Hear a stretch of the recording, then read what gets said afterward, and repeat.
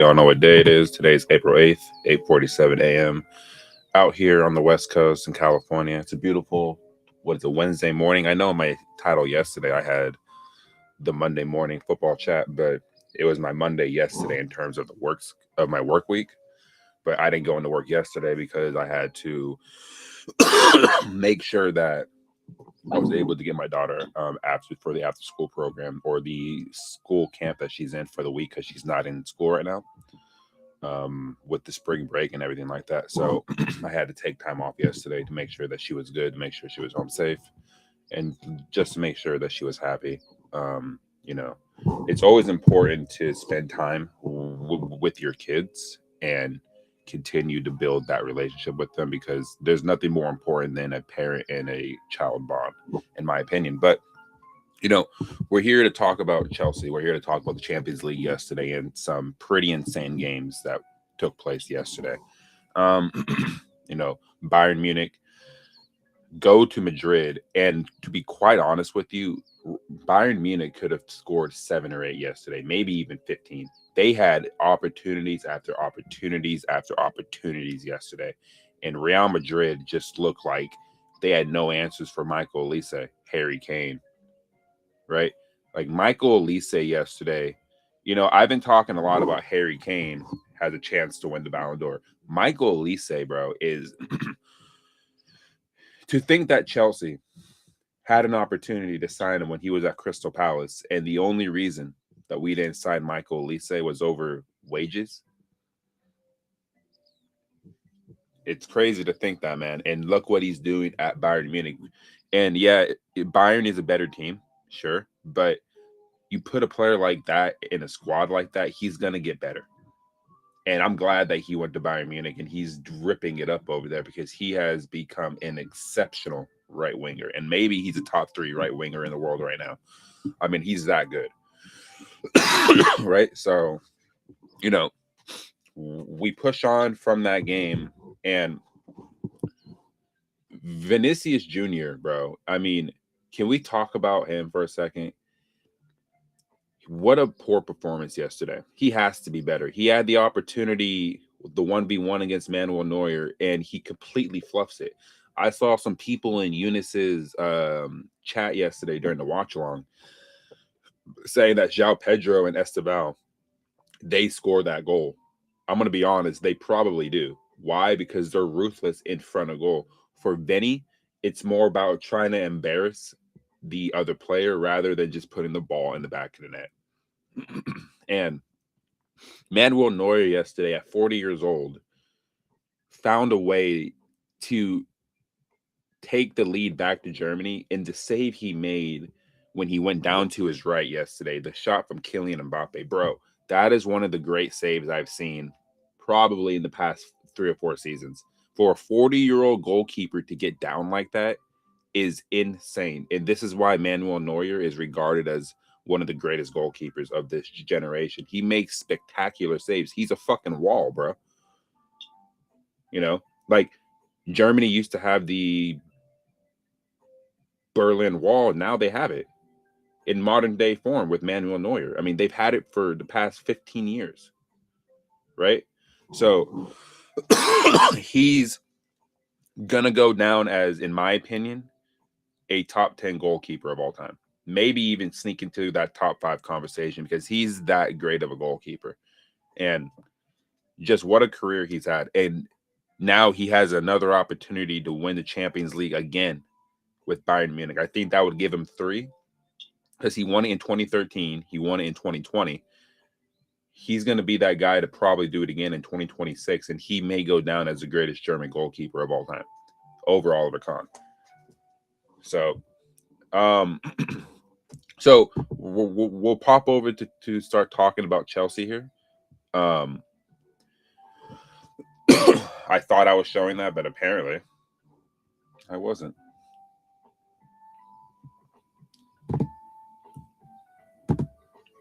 Give me 1 second, guys, to fix this overlay. Okay. Let me go ahead and stop this for a second. Wanted to pop over here real quick.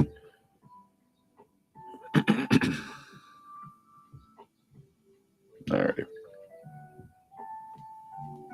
So it says, so from CFC Daily, privately, the club have assured Cucurella and Reece James that signings with proven Premier League experience will arrive at center back, central midfield, and in attacking areas. So are we going to take this as PR? I mean, you would take it as PR because that's all that Blueco has been trying to push out since they've come to the club is PR, gaslighting the entire fan base. But the club have reassured them in a sense, I guess. But it's like which players are sitting here that are going to want to come to this club in the way that it's being ran? You're going to have to break like the wage structure for one, and two, where's the money at? What money do you guys have unless you take out more loans? What money do you guys have to go get proven Premier League players or just proven players in general, right? Moises Caicedo and Levi Kowa are among those also believed to be seeking improved terms. Yeah, players are going to want improved terms if they're going to want to stay here. That's just a given. It's just a given because they want to win. But if they're going to stay at Chelsea, pay me what I want, and we will try to get you the silverware that is required to have us stay here in a sense. Because Enzo Fernandez, Moises Caicedo, Cole Palmer, Levi Colwell, Reece James, Marc Cucurella, João Pedro are all ambitious players. At some point, enough is going to be enough, and they're going to seriously want out, right? So, I don't know, man. Just pay. You need to pay your key players. There's players in this squad that don't deserve to be in the squad. One of them is trending right here, right now, but Moises Caicedo and Levi Colwell, absolutely give them improved contract terms. And the man on screen right here, give him improved contract terms. Even though it's a 50-50 shot that he stays, I think he's more likely to stay than he is to leave because Real Madrid are not going to come in for him and pay over $100 million. They just won't. Hopefully they fulfill the words this time around. I agree, bro. I agree, because if they're not going to sell when they can sell, if they're not going to sell, you guys have to go into the market and go get players, like experienced players. Like, do you guys want to make money, or do you guys want to continue to be in a mediocre state of affairs at the club where you're not going to win anything if you continue to sign young players? You need to go get players that are 27, 28, 29 years old, maybe even 30. Bring them into the squad. You don't need to pay these players 5-6 year deals, bro. You can give a 31-year-old player a 3 or 4 year deal, and he'll be happy to play at Chelsea. I guarantee it. You don't need to be giving players 7-8 year deals and then try to spread out their contract over time. You can sign 27, 28, 29, 30, 31 year olds on 4 year deals and still get the job done. It's happened.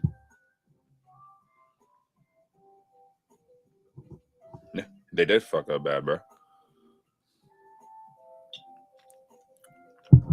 My friend was talking to me about how the Boston Celtics in the 2022 finals gave too much respect to Steph Curry. I'm sorry, bro. You guys were brutalizing him in that series, and he still found a way to beat you guys in 6.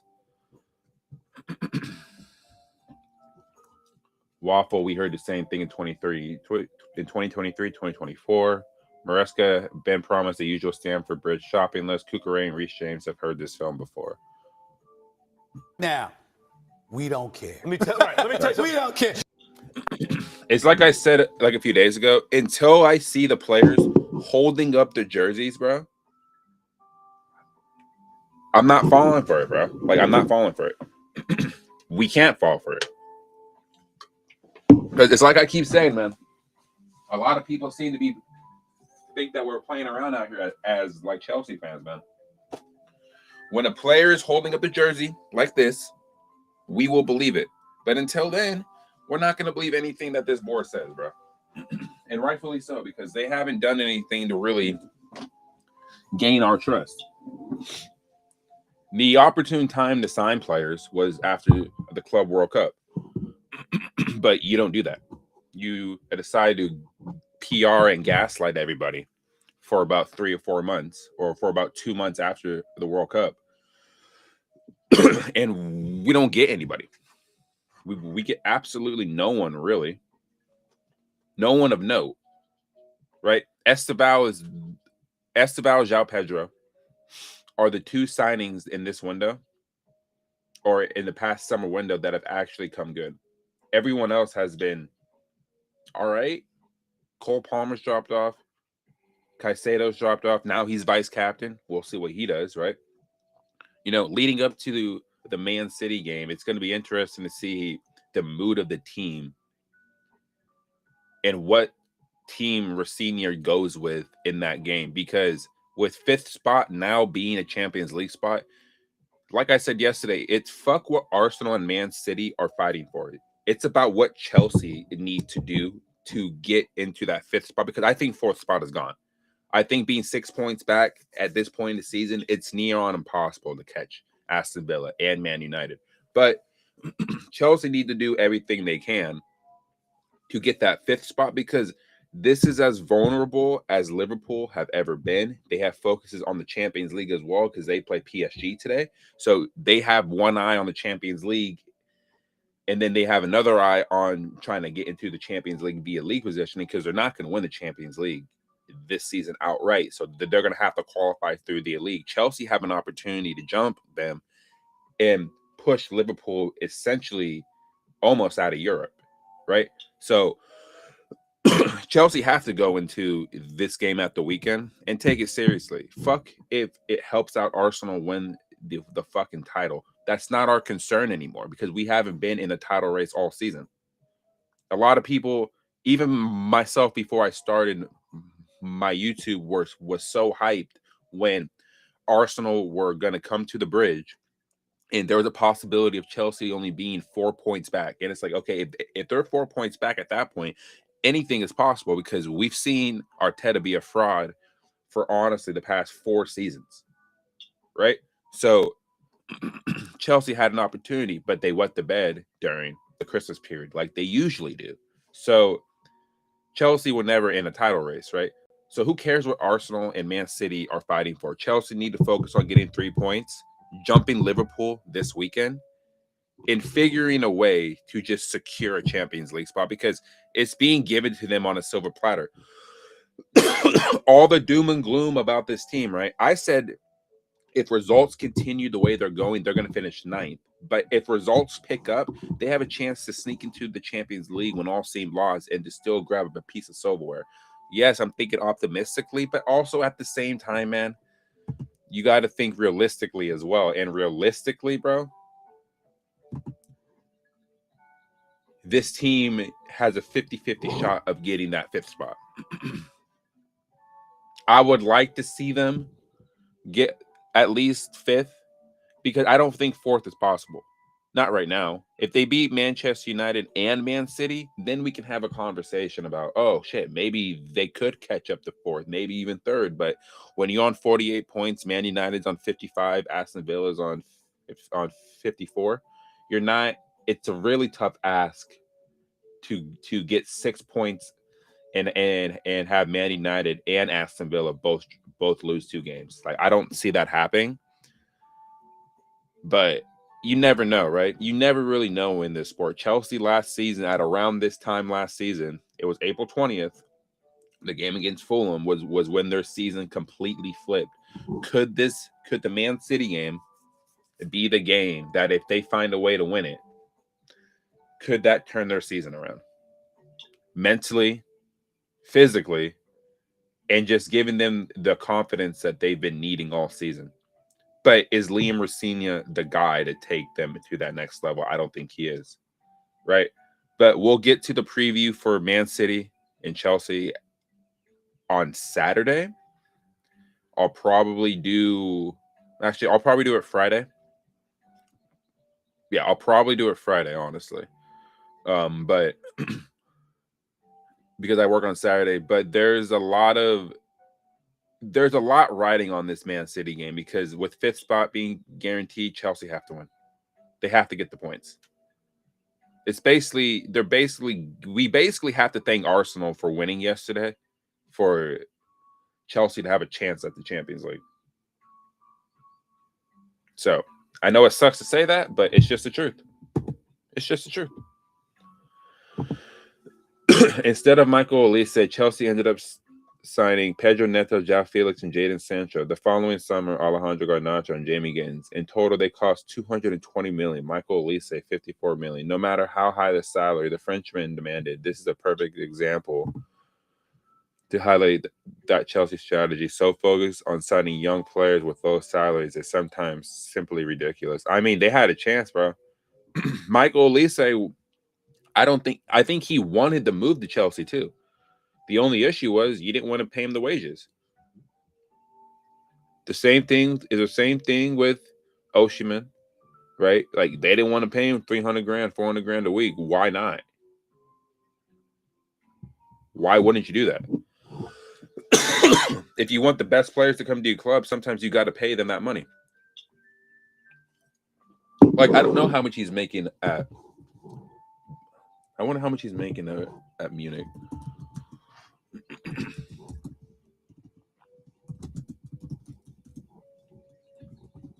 How much is he making at Bayern Munich right now? Michael Olise right now is making 259 grand a week, bro. And how much was he on at Palace? So he's making 250. He's basically making 260 over there.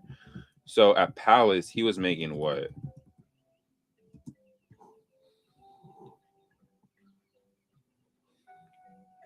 He was making roughly 100 grand a week. Chelsea would have offered him 150 grand.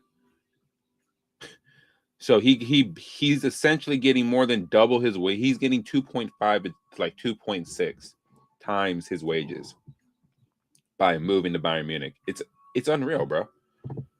And Chelsea would have never paid them that. Never. Right? Like they would have never paid him.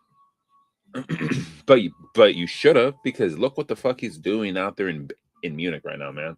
Absolutely ripping it up, and is in the Ballon d'Or conversation too, bro.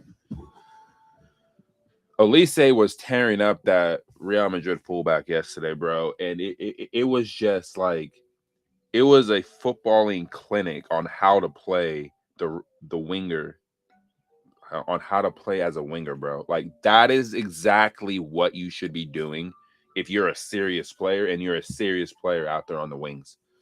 You know, like there is a conversation I saw. Yeah, it's right here actually. Chelsea fans a debate whether Michael Olise is better than Cole Palmer after Olise's transfer to Bayern Munich, right? And is it the craziest conversation to have? I think Michael Olise is just an exceptional player, and I just think Cole Palmer is just mentally shot. But I think people are forgetting about Cole Palmer and about what he actually can do when he's actually fit. But Michael Olise right now, I think, is the better player, but Olise plays the wing and Palmer plays as an attacking mid. So I don't know if you can really compare them in terms of positions, because I think they do two different things on the pitch. Michael Olise is more direct. He's definitely, in my opinion, a pacier player. And I think physically he's stronger than Cole Palmer. But I think passing ability, I would give it to Palmer. Shooting, I would probably give it to Olise. Pace, Olise. Physicality, Olise.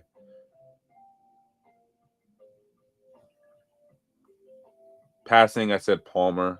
I would say IQ, I would probably give it to Palmer. Slightly over Olise. But I think when they're both in form, I think they're both on the same level, bro. I think they're both exceptional players. So I think Palmer and Olise are at the same level when both are in form. And I need to preface my comments on saying that when both of them are in form and they're firing on all cylinders and they're fit and there's no issues, yeah, I think they're on the same level. And it would be pretty hard to tell me otherwise, because we've seen Cole Palmer at his best. And at his best, he was out here ripping up English Premier League backlines up and down the land, bro, in his first season. In his second season, yeah, there's a little bit of a drop off in the goal scoring aspect, but the impact he had on the pitch was just there. This season, it's just been injuries. And I think mentally and the manager change has affected him. And it's affected the entire team. At least at Bayern Munich, Olise has the consistency of Vincent Company as the manager, and you're playing with Harry Kane. You're playing with Diaz, bro. You're playing with Kimmich, man. Like, you're playing with ballers, bro. Like, with ballers, man. So yeah, he's gonna get better as a player. If Olise would have came to Chelsea, yeah, they would have formed a deadly partnership. Why? Because they would have played off each other so well. They're similar in players in a sense, also. And if you have the right center, because like I said, Palmer plays centrally, Olise's on the right. And say you do have Esteval still, right? You can throw Esteval out there on the left if you really wanted to. Esteval can play across the front line outside of playing as a striker. He can play left wing, he can play as the attacking mid, and he can play as the right winger. Olise can play as the 10 and as the right winger. Palmer can play as a right winger or a 10. And at times as a false 9. So there would have been a lot of interchange if you would have had him. Who do I prefer in the team? Honestly, I prefer Palmer because he's our guy. But if it was between Olise and Palmer in the same team, it'd be very difficult because they're very good players on their day, bro. Very good players.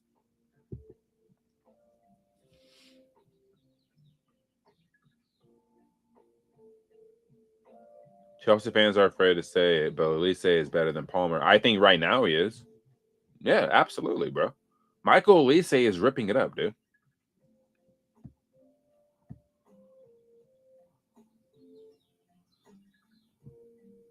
Do people think he's not? I'm just glad the masses are finally seeing it. I'm sorry, but do people actually think Olise is better than Palmer? Bro, it's like right now, Nino, yes. Michael Olise right now is better than Cole Palmer, bro. Right now. Based off of this season, yes, he is better than Cole Palmer right now. You like you can't have like the revisionist history of what he did last season or the season before that. Right? And Cole Palmer, bro, is my favorite player on the team. And I'm telling you right now, Michael Olise is better than Cole Palmer right now. Because it's based off of what we're seeing, bro. It's not based off of what he's done the past 2 seasons since he's been at the club. Michael Olise, since he's gotten to Bayern Munich, bro, has become a world-class right winger. You can say for this season, Cole Palmer has dropped off. And it's mainly because of the injuries, right? But I think upstairs mentally, he's shot. If you still had the same manager intact, I don't think Palmer's playing as bad as he's playing right now.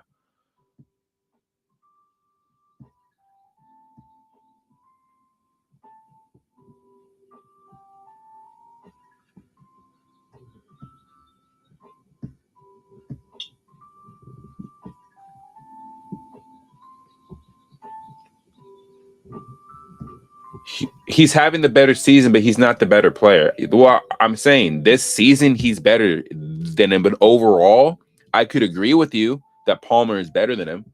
But this season right now, Olise is better than Cole Palmer right now, bro. He absolutely is. Anybody saying otherwise is crazy, bro. That means you are feeding into the delusion that nothing that Cole Palmer can do he can never be criticized. And he can be criticized because he hasn't been good, bro. But hopefully the 7-0 win turns everyone's heads on and it looks out to the bigger picture that there's still stuff to fight for, bro. But yeah, I mean, Olise this season right now is better than Cole Palmer. I agree with that. Absolutely. Lemur Sr. answered, "You'll see in regards to Chelsea's ambition in the market, a message the club view as important amid efforts by French supporter groups to build momentum towards a planned protest before the Manchester." Bro, that protest is going to happen, and it's not. There's nothing that the club can do about it.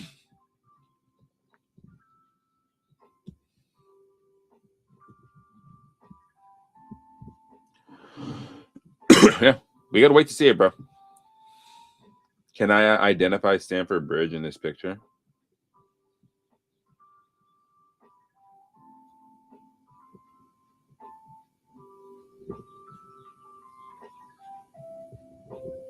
I have good vision too, but hold on.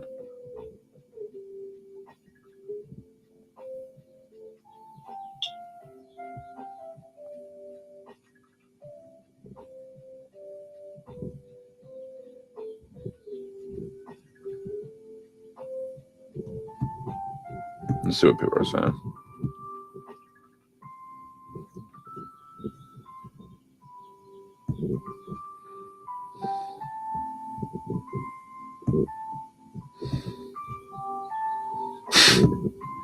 A lot of people are saying it's 24, but saying like you're not a real Chelsea fan if you can't find it is kind of crazy.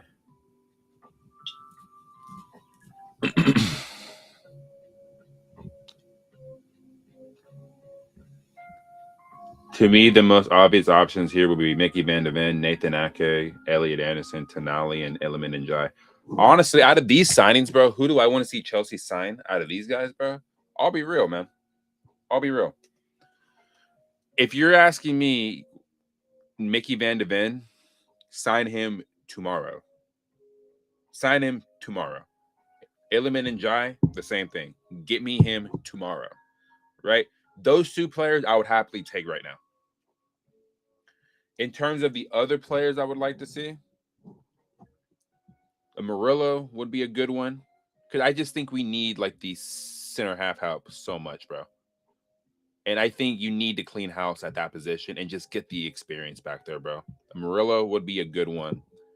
Murillo and Mickey Van de Ven would be my two choices at center half, which means, in my opinion, you're selling Wes and you're selling Tosin and Badiashile. That's what I would do.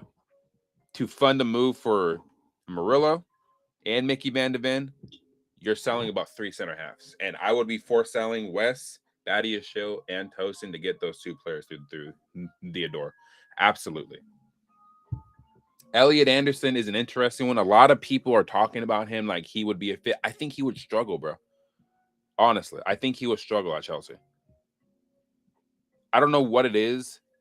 I rate the guy, but I just don't think he would be. I don't think he would play as well at Chelsea as what people are thinking.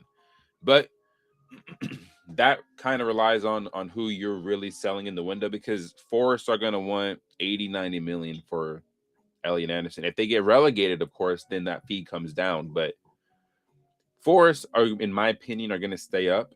So Forest are going to want 80, 90 million for Elliot Anderson. You're not going to sell Enzo Fernandez and go buy Elliot Anderson for 80 to 90 million. I'm not doing it. I'm not doing it.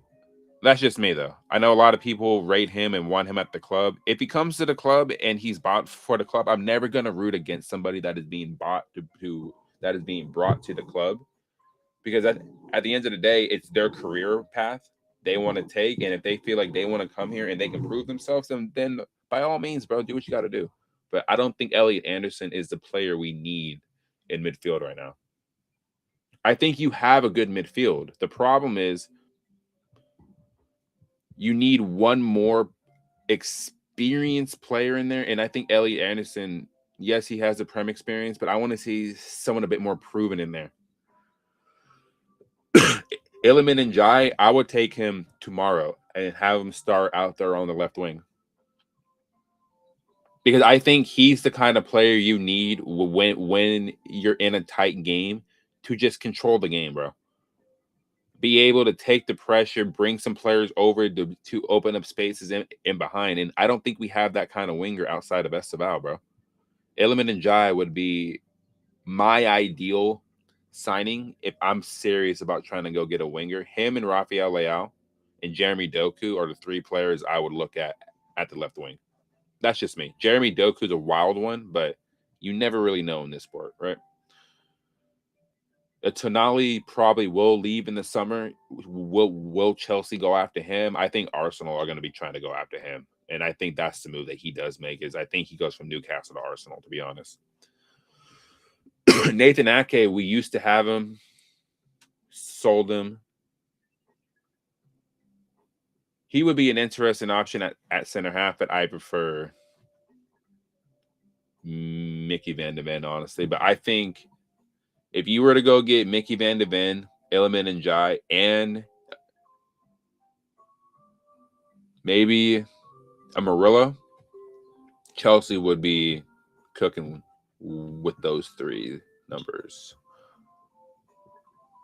Yeah, Vince opened his mouth to say we don't have a progressive passer of the ball, but he wants to convince his gullible followers that Barco is that guy. Enzo Fernandez has made more passes that have broken the opposition's defensive lines in the Premier League this season. He has also competed the most successful layoff, 73. I mean, a lot of people think he can't pass, but I mean, people don't like to read stats. I'm not really a stat guy. I'm an eye test guy. Every time I see Enzo Fernandez do a pass, he's generally looking up and trying to play those passes in behind.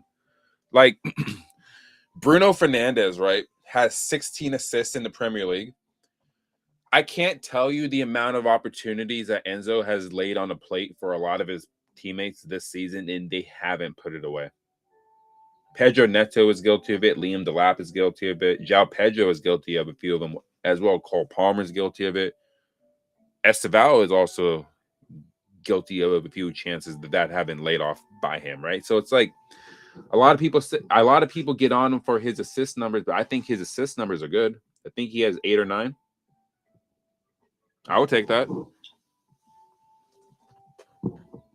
Bruno Fernandes has 16 because Man United are in form, and 2, the players that he has around him are being clinical.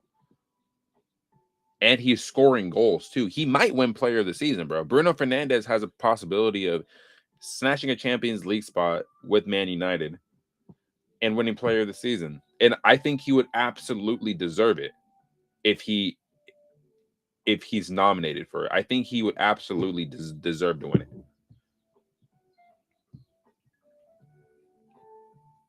Club sources told London this week there are no plans for Achiampong to be sold in the summer transfer window.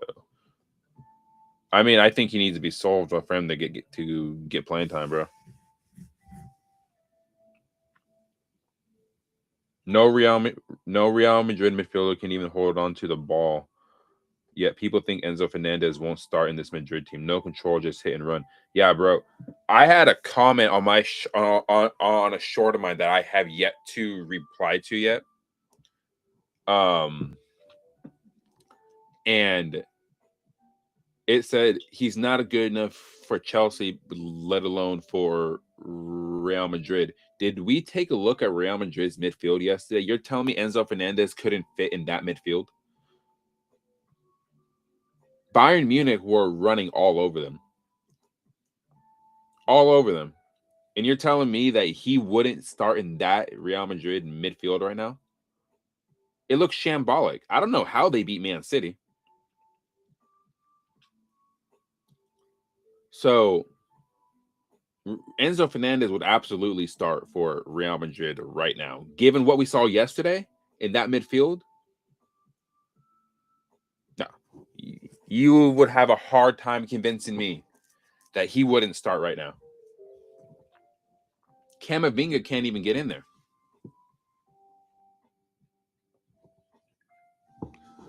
Be honest, what is Chelsea's biggest issue right now? Quality, structure, mentality, or leadership? If I'm narrowing it down from 4 to 1, I say number 4 is probably quality. I think they have quality in their team, bro. I don't see they can add more quality to this team, absolutely, but I think quality is the least of their concern right now. Number 3, I say leadership, because you have players in the squad that are showing that they can be leaders. I think the leadership from the managerial perspective is horrific, but the player leadership, no, I think that's there.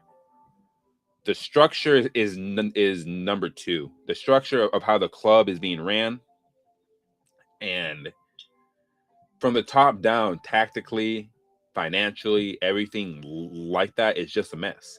But the number 1 issue with this club right now is the mentality, bro. from the board level, their mentality, to the players on the pitch with their mentality. Switching on and off, not tracking certain players, even for the manager with his ridiculous comments after some games. The, the mentality of this club is in the bin, but you would hope that as a professional footballer, you can turn that mentality back on, really, and figure a way to salvage your season. So I think it goes, for me, the biggest issues from 4-1 would be quality at 4, leadership at 3, structure at 2, and mentality as the number one issue at the club right now. And I want to know what people think about that too. I'm saying the mentality at the club is in the bin, and that is the number one reason why we are in the position that we're in. I agree with Robert, as he even knows he's right, but focus energy on those who are responsible for putting us in a situation where we didn't sign him. Please move on. We could have had Michael Elise. It's starting to be weird now. Respectfully yours. I mean, Chelsea fans do need to stop doing that, I think. I speak on a lot how we shouldn't have sacked Enzo Maresca, and I'm still going to stand on that. I still feel the same way about Thomas Tuchel, bro. I even feel a way low-key about Pochettino leaving, bro. It's like you had managers that had an idea of what they wanted to do. You guys just decided to get rid of him because they got a pair of balls between their legs and they got backbones, and they don't want to say anything, or they don't want to be continued to being degraded as a man to where they can't say anything. Has any club ever won the Champions League unbeaten? Is Arsenal still unbeaten? That would actually be nuts.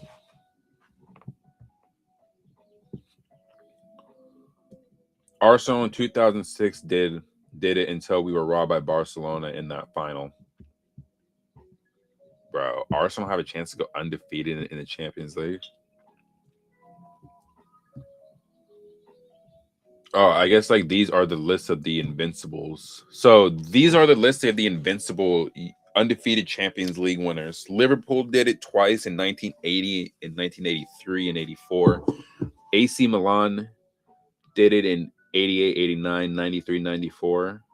The year I was, the season I was born, actually. Nice. Ajax did it in 71, 72, 94, 95. Man United did it in 98, in 99, 07, 08, where we unfortunately lost that final. Bayern Munich did it once. They had 100% win rate. I think they drew a few games in that. That's why they actually, no, I don't even know. That's weird. It says 100% win rate for them. But anyway, Marseille did it in 92, 93. Barcelona did it in 05, 06. Inter did it in 62, 64. Yeah, so it looks like the last team to do it was Man City. So Arsenal have a chance to do it. Will that be great to see? No.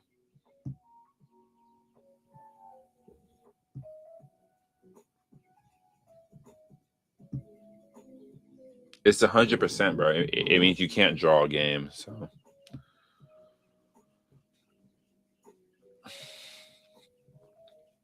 if I have a prediction on who I mean, I think I already did that, but it looks like he's saying Sensi as a free agent, Van Hecke, LaCroix,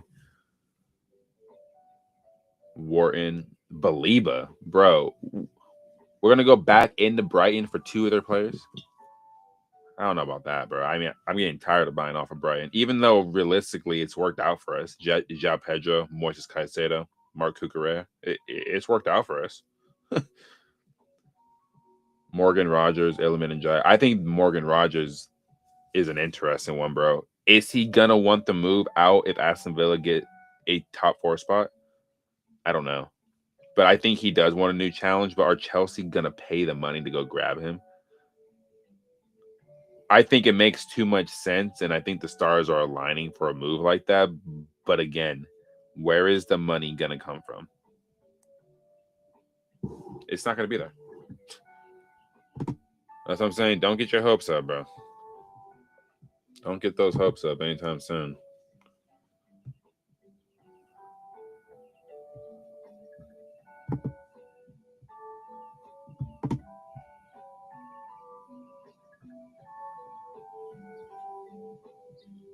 I won't believe who their coach is.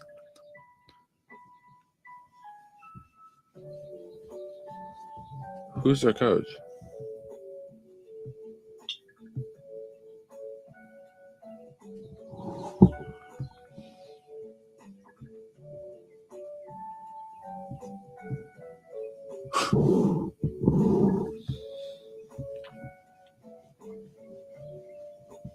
Do with Enzo Fernandez? Why is he linking himself to clubs that have zero interest?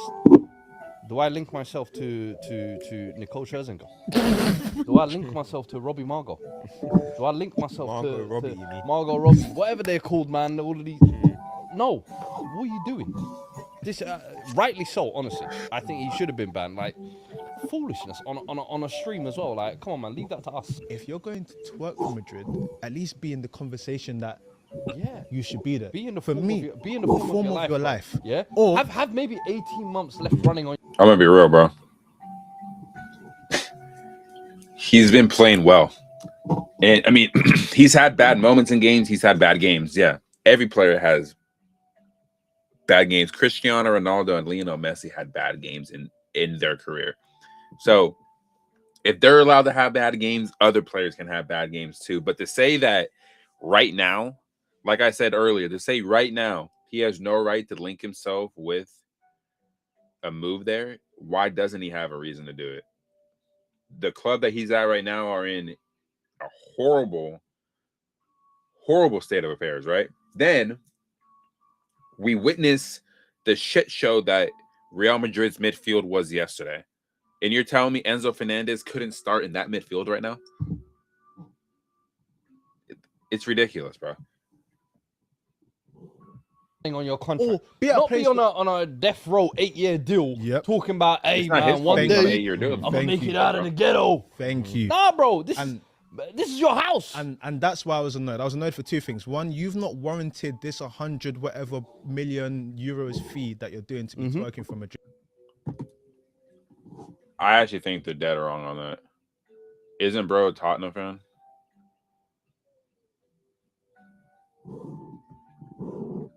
Yeah. No, that's what I'm saying. Like, I don't think they have any idea what they're talking about. And they have a bigger platform than me, bro.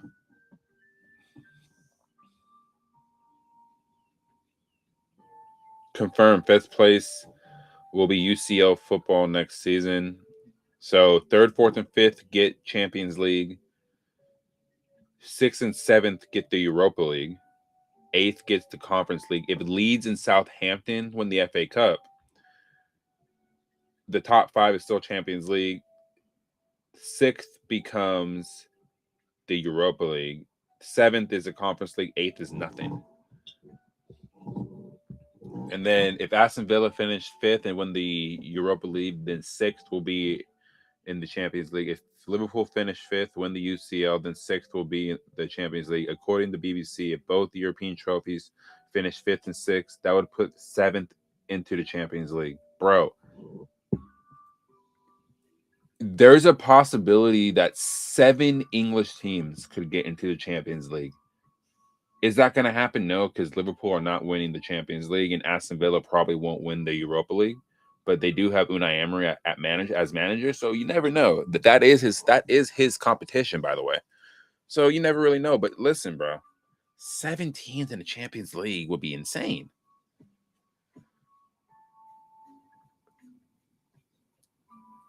It's almost like you want Aston Villa to finish 5th, win the Europa League, so 6th can be the Champions League. But again, I just find it crummy that Chelsea could find a way to get into the Champions League, bro. Still. Top 5 or even top 6, bro. But I think it's more likely that the first option right here is what's going to happen.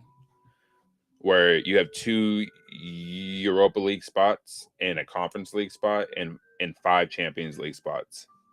I think this is the most realistic option. The option that would be crazy would be this one right here if Leeds or Southampton win the FA Cup. Because I think that guarantees Leeds a spot in the Europa League, which would be nuts, bro. Which would be insane for that fan base because European football returning back to Ellen Road, holy shit, bro. That'll be crazy. It would be absolute bedlam over there, bro. Absolute scenes. It's not the Champions League, but it's the Europa League. At least they get like some more exposure. But this right here, yeah, man, I fuck with this, honestly. That's a great way to look at it.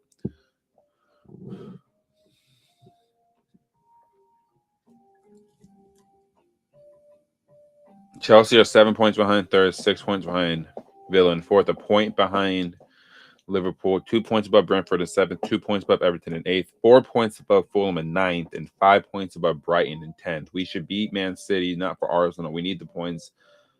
Then they do. We can lose to Man City and Arsenal. We can lose to Man City and Arsenal will still win the league. The players have to lock in for the last 7 games, play them like their finals. We're in a very tricky situation. Having your team at the top of the Champions League football is wholesome. I mean, listen, bro. I was saying this already.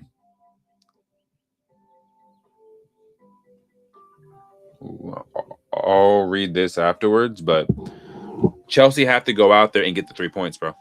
They have to. Like I said, fuck what Arsenal and fuck what Man City have going on for them.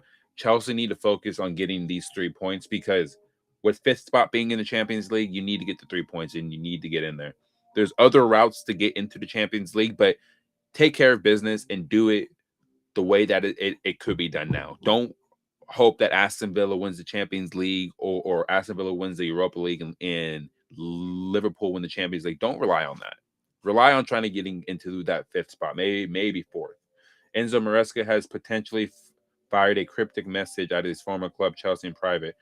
On Friday, the same day that Liam Rosini announced Enzo Fernandez has been handed a 2-game ban, one source told us to take a quick look at Maresca's new profile picture. Enzo likes using a quote for his photo on the app. And his newest one reads, "Stay true to your principles. Don't sacrifice quality for profit." Oh. So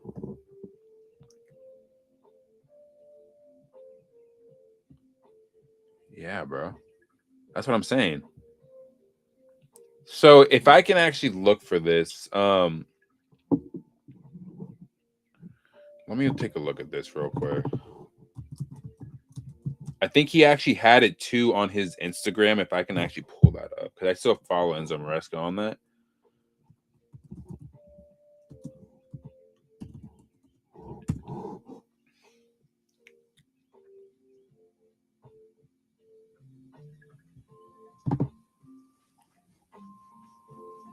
I'm trying to look for it. There was something like there was a quote like he said.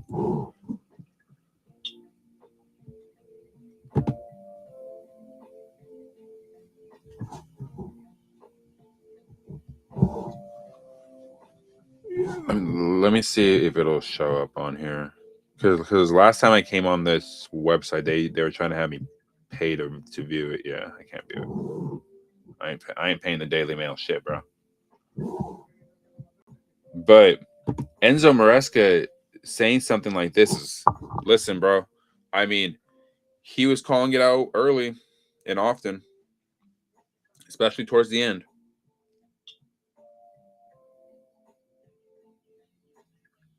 Yeah, so it says right here too. I'm reading it off my phone. Rossini has indicated a number of players are set to sign new contract renewals before the end of the season. However, Fernandez's agent Pastor has suggested talks regarding his client will be paused until after the World Cup. An interview from Fernandez's camp claimed he deserves much more than he is currently making. I mean, Enzo's contract is going to be taken care of after the World Cup, bro. I think they come to some type of resolution then, but there's still an update that an update. I'm reading it off my phone. There's still a possibility he gets sold in the summer, bro. And like, I don't blame him.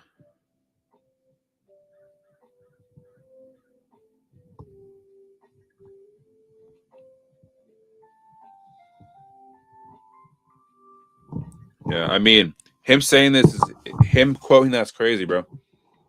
I'm here for it though. Don't sell him just to make some money, bro. Yeah, so don't sacrifice quality for profit. Enzo Maresca's ex in today's Chelsea's confidential column, plus other news on items from and all that. Bro, I hate that they moved the Brighton game to Tuesday.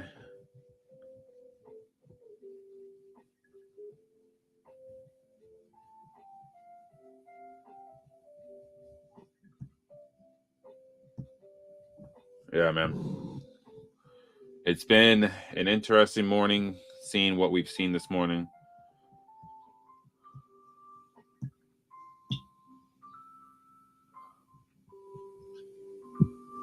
Nicholas Jackson gets barely any minutes at Bayern, and he started every game for Chelsea. He shows the levels between the two clubs. I mean,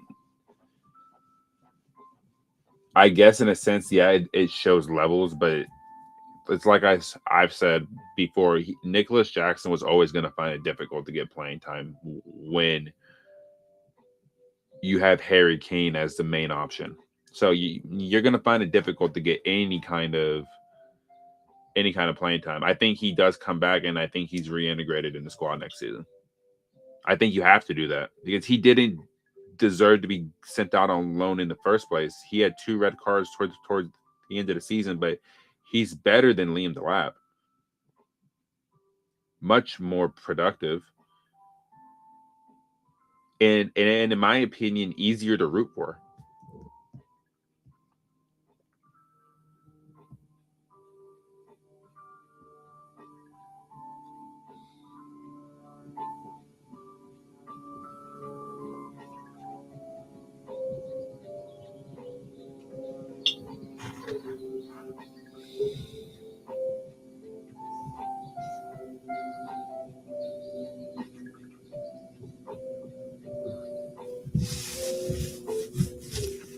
You see why people think Arsenal fans are like don't have brains? They never said anything about Arsenal. Vincent Kompany is the first Bayern Munich manager in 25 years to win a 90-minute match at the Bernabeu. Mikel Arteta won a Madrid home and away last season in the Champions League. So what do you mean 25 years, MFers? Like, really, bro? Do you understand that it's Bayern Munich? I hope if Bayern Munich somehow play Arsenal in the final, Bayern, please ruin that football club, bro. I swear, man. It's just outrageous.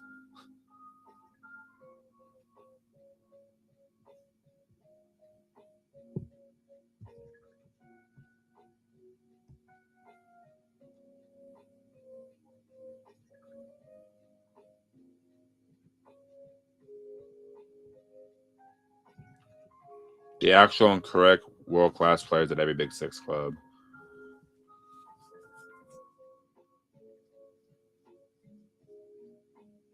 Bruno Fernandes, yeah, I think he is world-class, bro. Declan Rice and Gabriel. Szoboszlai, Van Dijk. Van Dijk's not world-class anymore, bro. Mo Salah, I mean, maybe because of legacy, I guess you can say he is, but I don't think he's world class right now. I don't think he is anymore. Allison is still a great goalkeeper, but he's injured. Erling Haaland, yes. Roger, yes. Gigi Donnarumma, absolutely world class. Spurs have nobody.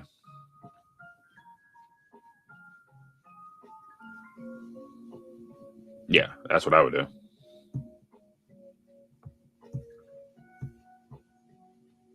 But I guess if I'm gonna really view it, start one, bench one, sell one.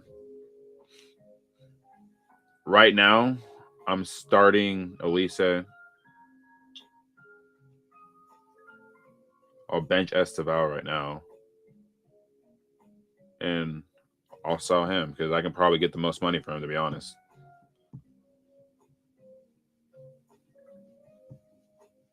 I mean, starting Elise over Esteval is not a wild take, bro.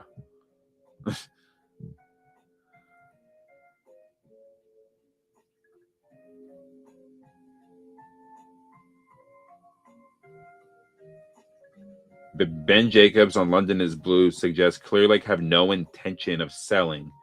If anything, they'd buy more shares. Hard to see them being forced out before their timeline. Adjusting the model feels like the only real hope. I mean, they can sell.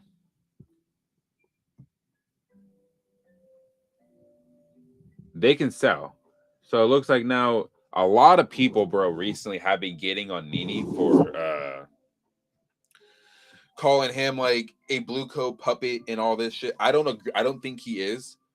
I think he's just relaying the information. I don't think he's a puppet. A lot of people have been calling him a puppet, which I find to be ridiculous. I mean, I've watched the guy for years, and does he get offended too much by the comment section? Yes, but I think also a lot of the comments he gets is insanely unfair.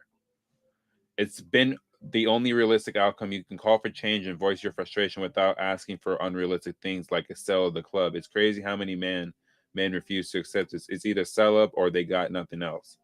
They can sell 100%. Will they? No, they have a timeline. Harsh as it sounds, fans are customers to this ownership group, and their actions show it. Best hope is pushing for a better product and hoping they listen. Call it what you want, but it's the reality. They can, cool, but they won't. And even if they wanted to sell, it's going to take forever to find a buyer with how convoluted the structure is. I've been calling for better product, but these lot calling me brown envelopes. LOL. I think if Chelsea go on the market, someone will buy the club within 18 months. The brown envelope shouts keep going, drives engagements to the channel. I couldn't care less what people say. I don't get a single penny from the club. Exactly. 2 seasons, man. This fan base wouldn't survive that long. Yeah, facts, man. I mean, honestly, dude, Nini, bro, if you ever come across this video, man, I'm gonna say this. You gotta stop reading into your comment section, dude. Like, you gotta stop feeding into that. Who cares if they're calling you brown envelopes, bro? Keep doing what you're doing, man. Like, keep doing what you're doing, bro. Keep providing the great news videos, the reviews and previews you do, and just giving out the information that the Chelsea fans that don't have the same platform are able to listen to and gather their information. Who cares what the comment section says, bro? If the comment section is there to hate, you don't pay any attention to it. The comments that are there to encourage you and to help you out, those are the comments that you look at. You shouldn't be even paying attention to all the negative backlash you get. I have a fucking stutter, bro, and I don't care what people think about it. Why? Because I've grown to accept who I am at the end of the day. And I don't care if people make fun of me while I talk, or it is what it is. I get out what I have to say because it's how I feel. And you shouldn't be feeding into any of the negativity in your comment section, bro. You really shouldn't. Can we sign Madueke back and give them Neto instead? That's who you really should have sold, bro. Reece James is on course to return for Chelsea before the end of the season. Levi Cole could come back likewise. I mean, we'll see, bro.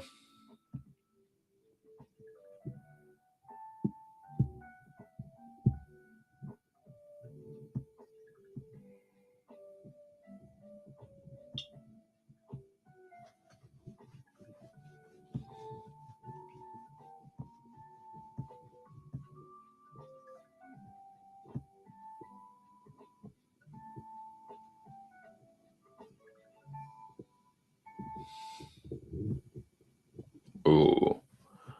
Sadio Mane is one of them.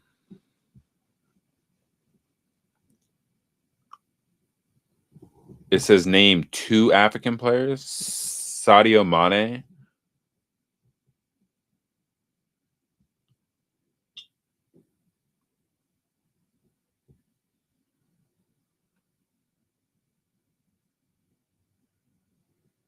want to say an AFCON. Sadio Mane is one of them for sure.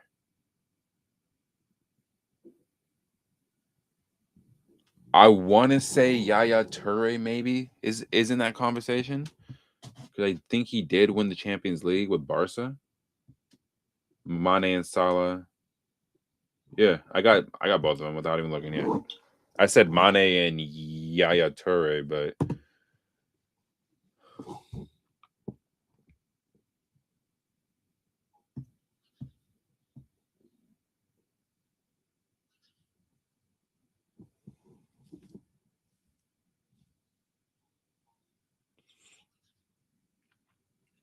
should we look to go after Darwin Núñez? I wouldn't mind it, but I would preferably just bring back like Nicholas Jackson. Honestly, do I think Chelsea qualified for the Champions League? I'll be honest. If they can get positive results in the Man City Man United game, I think they can sneak in. Who has been the Chelsea's best corner kick taker this season? I'd say between Esteval and Reece James, bro. Esteval's had some insane crosses into the box too, and he's almost scored a few of them too.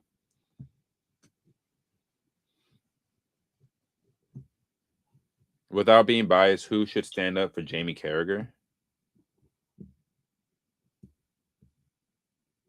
No one. No one. Jamie Carragher is not better than any of these guys on here. No shot.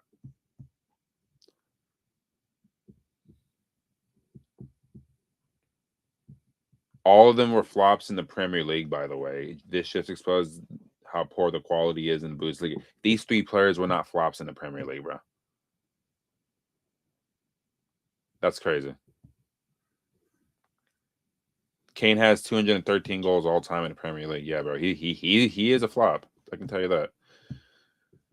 But yeah, guys, with that being said, I'm gonna get out of here. I got work in about an hour and 10 minutes. Actually have to go in today. But yeah, I appreciate everyone watching. I'll have some shorts uploaded later today. But yeah, I'm Jason, No Filter Charles. I should be on tomorrow with a stream reviewing the other Champions League games that happened. Arsenal did win yesterday, even though I did say they would lose 2-0. We'll see what happens when they go to the Emirates. It's only a 1-goal lead for Arsenal, so I feel like if Sporting do score at the Emirates, then it's going to be a very, very, very shaky game. But yeah, with that being said, I'm out of here, guys. I'll talk to you guys later. I'll see you guys probably tomorrow morning with the new stream. And yeah, I'm out.